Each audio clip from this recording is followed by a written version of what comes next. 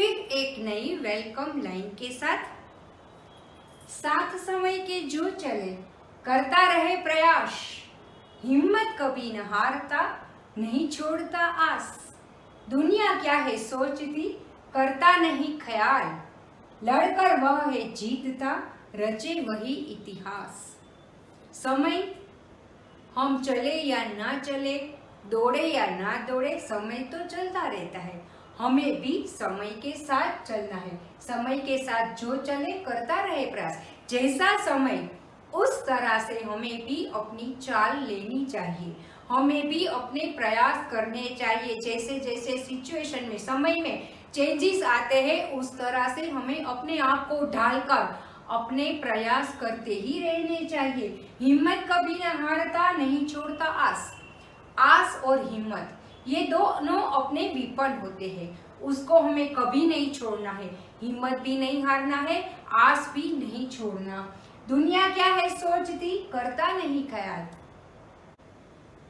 लोग क्या कहेंगे ये रोग सभी में है, पर हमें यहाँ पे दुनिया क्या है सोचती करता नहीं ख्याल, मतलब दुनिया हमारे बारे में क्या सोचती है उसका ख्याल नहीं करना है। जब हम किसी का बुरा नहीं कर रहे, जब हम किसी को तकलीफ नहीं दे रहे हैं, तब हमें अपने काम में फोकस रहकर करते रहना चाहिए और दुनिया हमारे बारे में क्या सोचती है उसकी चिंता नहीं करनी चाहिए। लड़कर वह है जीतता रचे वही इतिहास। जो लड़ता है वो जीतता है और जो लड़ता है जो जीतता है वही तो इतिहास रचता है। इसीलिए हमको समय के साथ अपने आप में बदलाव लाकर, हिम्मत ना हारकर, आशा न छोड़कर प्रयास करते रहना चाहिए। दुनिया क्या कहती है क्या सोचती है उसके बारे में विचार ना करते हुए लड़ना है और जीतना है और एक नया इतिहास बनाना है। तो जैसे कि हमने हमारे प्रीवियस वीडियो में डबल केस बुक समझा, थियोरेटिकली सारे पॉइंट्स हमने कवर कर लिए। आज उसके रिगार्डिंग प्रैक्टिकल सम हम कर रहे हैं। देखते हैं एक एग्जांपल। यहाँ पे मैंने ट्रांजैक्शन लिखे हैं और यहाँ पे मैंने डबल कैश बुक यानी कि एक कॉलम है कैश का, एक कॉलम है बैंक का, ये डबल कैश बुक बनाई है। देखते हैं सभी ट्रांजैक्शन वन बाय वन। सबसे पहले ये बात मैं क्लियर कर दूं कि यहाँ पे जो ट्रांजैक्शन दिए गए हैं उनमें अभी कुछ ट्रांजैक्शन बाकी है, पर यहाँ पे बोर्ड की एक लिमिट होती है, इसीलिए इतने ट्रांजैक्शन और इसकी इतनी एंट्री दी गई है। बाकी के ट्रांजैक्शन और बाकी की एंट्री इसके बाद में बताऊंगी। सारे ट्रांजैक्शन 2020 ईयर के मार्च मंथ के हैं, तो इसीलिए मैंने ऊपर ही सभी जगह ये लिख दिया है। इसके बाद first date cash in hand 15,000, cash at bank 50,000, क्योंकि ये हमारी बैलेंस है इसीलिए हम उसे डेबिट साइड लिखेंगे। कैश में लिखेंगे 15,000, बैंक में लिखेंगे 50,000 टू बैलेंस। उसके बाद परचेज गुड्स फॉर कैश 6,000, तो हमने गुड्स यहाँ पे परचेज किए यानी कि हमारी कैश डिक्रीज हो गई है, तो हम उसे बाय परचेज अकाउंट कैश में लिखेंगे 6,000। उसके बाद आता है डिपॉजिटेड इन बैंक, हमने अपने पास से कैश बैंक में डिपॉजिट कर दिया है, तो बैंक में हमारी बैलेंस इंक्रीज होगी और कैश में हमारी बैलेंस डिक्रीज होगी, इसीलिए यहाँ पे आएगा टू कैश अकाउंट 5,000 डेबिट, क्योंकि बैंक बैलेंस हमारी इंक्रीज हुई, और यहाँ पे आएगा बाय बैंक अकाउंट 5,000 क्रेडिट, क्योंकि हमारी कैश बैलेंस है डिक्रीज हुई, और दोनों तरफ ये एंट्री आती है, इसीलिए यहाँ पे मैंने LF के कॉलम में लिख दिया है C यानी कि कॉन्ट्रा एंट्री, जैसे कि मैंने अपने प्रीवियस वीडियो में समझाया था। नेक्स्ट है 8 डेट को कैश सेल्स 10,000, हमने सेल किया है कैश में 10,000 रुपीज का, मतलब हमारे पास कैश आती है, मतलब हमारी रिसिप्ट है, हमारी कैश इंक्रीज होती है, इसीलिए हम उसको डेबिट साइड लिखेंगे टू सेल्स अकाउंट 10,000। उसके बाद आता है withdrawal from bank for office use, अब हमने बैंक में से पैसा निकाला है, अमाउंट निकाली है, मतलब हमारी बैंक बैलेंस डिक्रीज हुई है और हमारी कैश बैलेंस इंक्रीज हुई है, तो ये भी कॉन्ट्रा एंट्री हो गई। देखते हैं टू बैंक अकाउंट 2,000, यहाँ पे मैंने लिख दिया है C, बाय कैश अकाउंट 2,000। उसके बाद रिसीव्ड चेक फ्रॉम निर्मित 2,000, एंड अलाउड डिस्काउंट ₹75।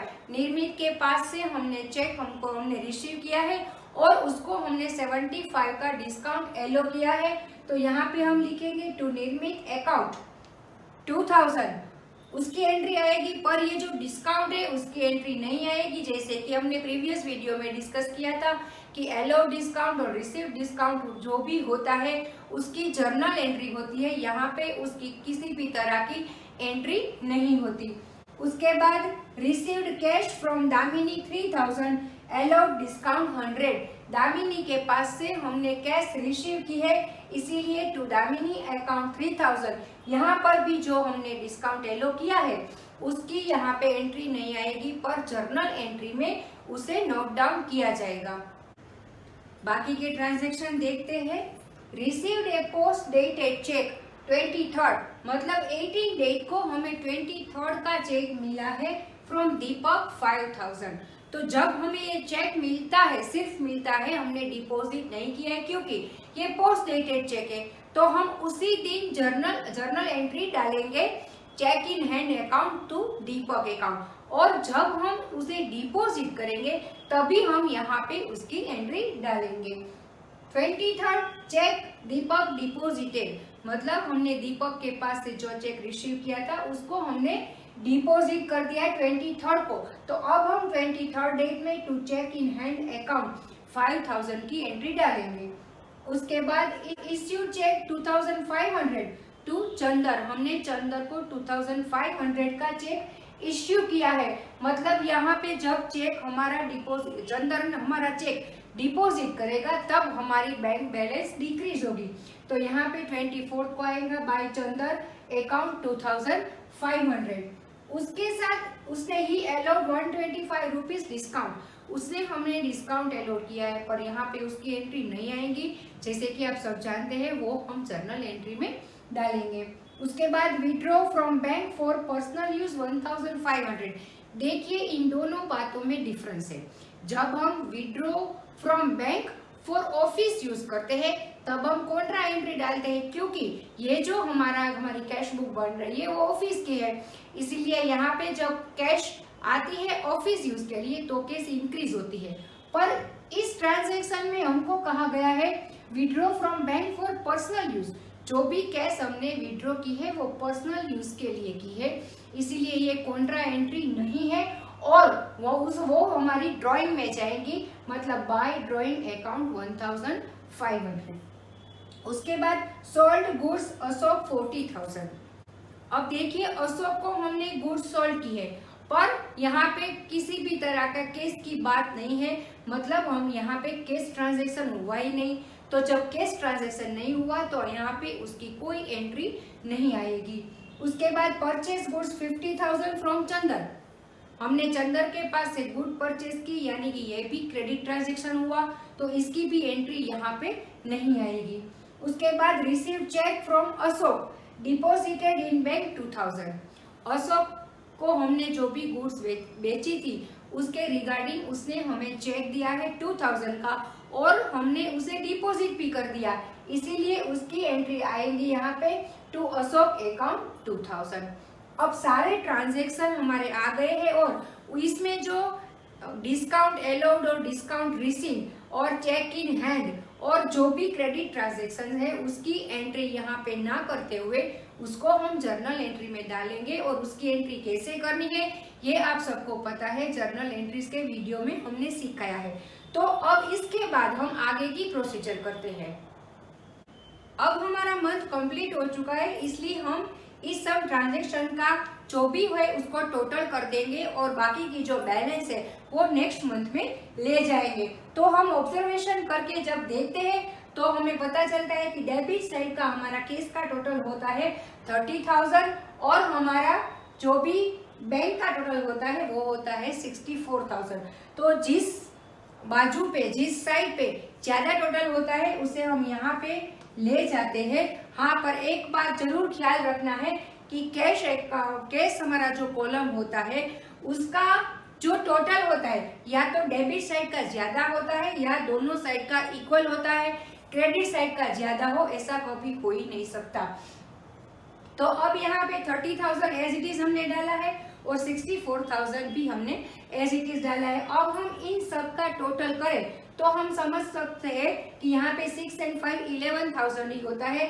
तो 30,000 हमारा जो पेमेंट हमें रिसीव हुआ है उसमें से हमारा जो एक्सपेंसिस हुआ है वो 11,000 का होता है, यानी कि हमारे पास अब जो कैश बची है वो 19,000 है। उसी तरह से बैंक बैलेंस हमारी 64,000 है और उसमें से जो भी हमने खर्च किए हैं, जो भी हमने डिक्रीज किए हैं उसको बात करते हुए, उसको डिडक्ट करते हुए अभी हमारे पास बैंक बैलेंस जो है वो 58,000 है, जो दोनों अब हम नेक्स्ट मंथ में इस तरह से ले जाएंगे। यहाँ पे जो हमारी बैलेंस है वो अब हम अप्रैल 1 डेट को बाय बैलेंस करके ये नोट डाउन करेंगे। इस तरह से हम डबल कैश बुक बना सकते हैं। तो आज के इस वीडियो में प्रैक्टिकल एग्जांपल के थ्रू हमने समझा कि कैसे हम बिजनेस ट्रांजैक्शन में डबल कॉलम केस बुक बना के उसमें ट्रांसफर कर सकते हैं। अगले वीडियो में हम डिस्कस करेंगे practical examples of bank overdraft and more than one bank account.